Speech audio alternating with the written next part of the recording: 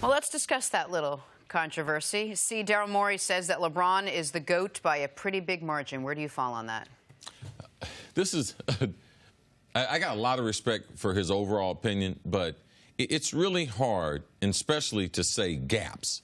It's really hard to say that there's a gap between, say, the 5 greatest players and whoever you want to be. If that Kareem, if you want it to be Jordan, if you want it to be LeBron, if you want Wilt in there, if you want Bill Russell in there, to say that there's a big gap in trying to distinguish their careers, I don't see where he can see that. Now, the analytics might point to that. I don't see it that way. Basketball's been judged for a long, long time on a number of different things. One's been championships. Other things been on scoring the basketball. Now, LeBron James, his ability to have an impact on the game, rebounding the basketball, passing the basketball, and scoring the basketball, it is one of a kind. But I don't see the gap between him and Michael Jordan. And what Michael Jordan did was truly, truly sensational. So maybe he thinks that maybe it's one of those Peyton Manning discussions, like where Peyton Manning is the greatest regular season quarterback and Tom Brady is the greatest postseason quarterback. Because what Michael did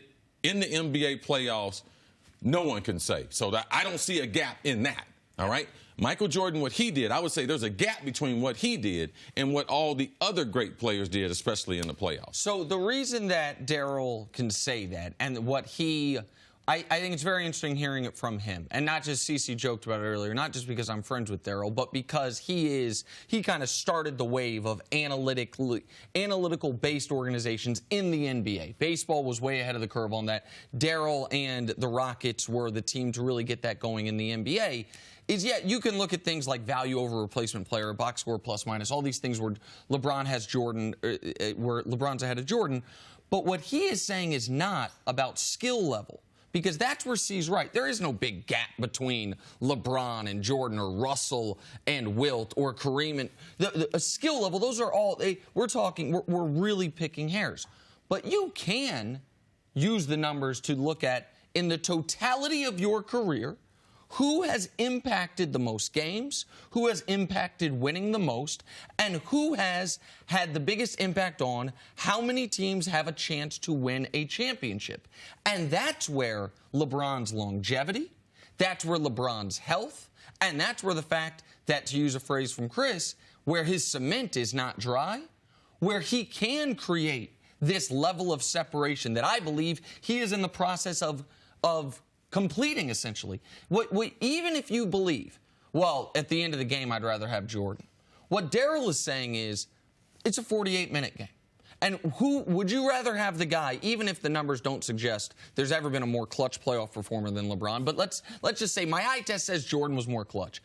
If we have a guy that says, over the course of the first 47 minutes, it's not a tie game, we're up 6, that's the guy I want. If you look at it from a pure, just raw data standpoint, I hear what Daryl's saying. But even if you don't, and this is the thing that I think people are going to have to come to terms with, if you didn't have any of the data, because, Chris, some of that data is the 6 championships. That might be basic data, but that's just data. And you just watched these two guys play a game. Who do you think you would say is better? The guy that's bigger, the guy that's stronger, the guy that's faster, the guy who can jump higher, or the other guy? So without any data, LeBron probably wins the eye test. And then the data also all supports him. Like, does that weigh anything to you? Well, I watched Michael Jordan. I watched him shut down the greatest scorers in the game in his era. All right, so not only was he sensational on the offensive end, on the defensive end, Michael Jordan was a special basketball player. And on the offensive end, even though the game was totally different, the hand check and the physicality, Michael Jordan would score 38 points a game in this NBA. All right, so I just don't see it. All right, to me, it's like ice cream. All right, who's your favorite? All right, I'm just not going to continue to have this debate because one guy's got 6 championships, got 6 MVPs, and a sensational basketball player and sensational at almost everything he did. Now, Nick say, well, the three-point shot. Well, if he had to shoot the three-point, just like everyone else's game grew through the years, Michael Jordan's game would have grown. LeBron, if he had played in the 80s and 90s, he wouldn't have been shooting threes. You know the reason why? Because the game didn't require that. Agreed, but here's the thing, and I didn't bring up the three-point shot because I actually agree with that point. I think Larry Bird could have been, you look at his volume three-point shooting, it doesn't even match up to, I mean, pick almost anybody that's J.R. Smith's, but we know how good of a shooter Larry Bird was. But what I think is important is that we don't only do that one way. And if people have brought up hand checking as if it was a lightsaber. I hear people bring up hand checking as if that was the one thing that there's like the dead ball era in baseball, pre-hand checking and post-hand checking.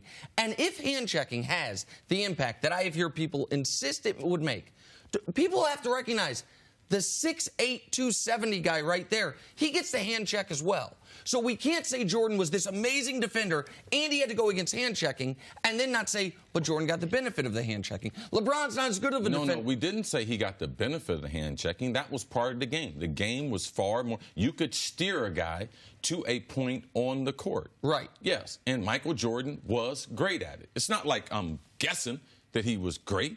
Like, he was great at it. That's why he had all the first team, all NBA. And it was Defensive Player of the Year, and there's no doubt about that. And it wasn't because of hand checking.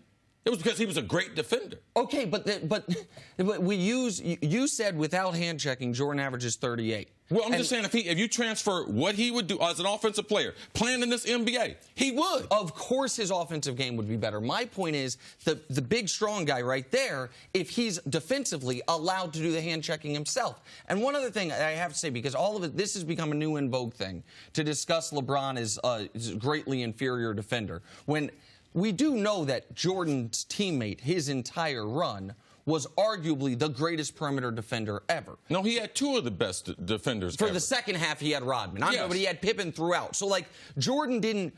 Most often, the best player on the other team was getting checked by Pippen. Right? Unless it was It wasn't consistent. They rotated between the three of them. Ron Harper, and that's the reason why they were so good. Ron Harper at the point would rotate. They would switch off the way Golden State does now between Ron Harper, Jordan, and Pippen. And if you wanted to do a pick and roll with Rodman, they would throw Rodman and they would all switch. And that's the reason why they were very, very unique. Well, we got to the bottom of that finally. Yeah, that's Daryl. Thanks for watching. Subscribe here to get the latest from the show. Also, be sure to check out more of the best clips from First Things First, or go watch a few segments from our other shows on FS1.